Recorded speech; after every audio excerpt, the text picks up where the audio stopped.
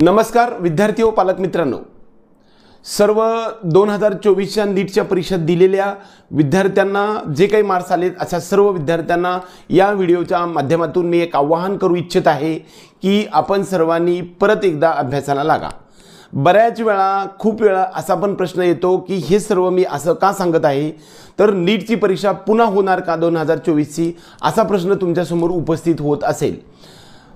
या सर्व गोष्टीचा आजपर्यंतचा पाठीमागच्या सर्व व्हिडिओमधून किंवा इतर सर्व न्यूज चॅनल किंवा जे आपल्याला उपलब्ध साधने आहेत या साधनांच्या माध्यमातून आपल्याला नीटच्या परीक्षेमध्ये जो काही स्कॅम झाला असेल किंवा नसेल या संदर्भामध्ये वेगवेगळे सर्व मतमतांतरे आपण पाहिल्यानंतर माझं म्हणणं असं येतं की 100% नीटची परीक्षा 2024ची रिनीट होणार नाही, पुन्हा होणार नाही। पण तरीसुद्धा इन काही सिनेरिओमध्ये काही अंशी जर पेपर परत घेण्यात आला तर जे विद्यार्थी रिपीटसाठी 500 किंवा 550 मार्क्स पडणारे विद्यार्थी रिपीटसाठी गेलेले असतील, असे विद्यार्थी अभ्यास करत असतील सध्या आणि ते पेपर परत जर समजा पेपर घेतला गेला तर 650 पेक्षा जास्त मार्क्स पडणाऱ्या विद्यार्थ्यांना हे मधला दीड महिन्याचा पिरियड जो आहे तो अडचणीचा जाऊ शकतो आणि त्यामुळे त्यांना मार्क्स कमी येणार आणि 500 मार्क असणाऱ्या विद्यार्थ्यांना जास्त मार्क्स येऊ शकतात।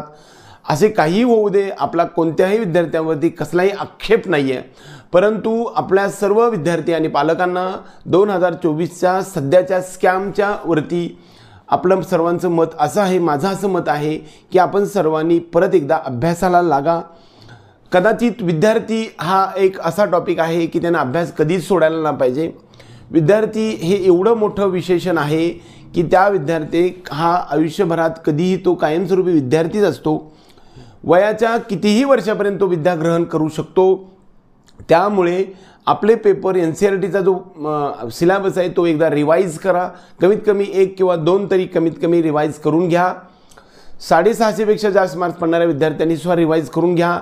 वास्तविक पाहता हा व्हिडिओ पाहिल्यानंतर विद्यार्थ्यांच्या मनामध्ये अशी एक शंका उपलब्ध होऊ शकते की आमच्या चॅनलला काही गोष्टी अगोदरच समजतात, म्हणजे उद्या काय होणार आहे किंवा 10 दिवसांनी काय होणार आहे हे अगोदरच आमचं प्रेडिक्शन असतं असं तुम्हाला वाटत असेल। परंतु नीटची परीक्षा पुन्हा होणारच आहे किंवा नाही याबद्दल सध्याच्या मितीला प्रेडिक्शन कुणीही करू शकणार नाही।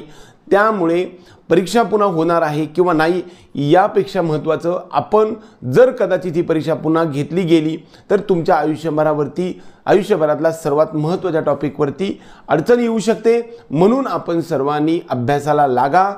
NTAचा काहीही निर्णय लागू द्या, न्यायालयाचा काहीही डिसिजन येऊ द्या, विद्यार्थ्यांच्या फोरमचा, कोर्टमध्ये जाणाऱ्या याचिकाकर्त्यांचा काहीही डिसिजन येऊ द्या, आपल्या पाठीशी आपल्या अभ्यासाची शिजोरी असेल तर तुम्हाला जगातला कुणीही व्यक्ती हरवू शकणार नाही। तुम्ही पुन्हा अभ्यासाला लागा। रिनीट होणारच नाही असं माझं म्हणणं आहे, परंतु झाली तर तुमच्या सर्वांचं नुकसान होऊ नये हाच प्रामाणिक हेतू या उद्देशाने मांडतोय।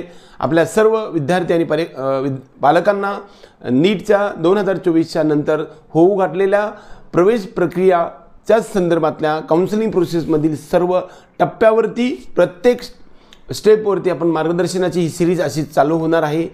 त्यासाठी आपला व्हिडिओ लाईक करा, त्याच्या आपल्या चॅनलला सबस्क्राईब करा। त्याचबरोबर आपल्या पेड ग्रुपमध्ये यायचं असेल त्यांनी सुद्धा व्हॉट्सॲपवरती संपर्क करू शकतात। त्याचबरोबर ज्यांना आपलं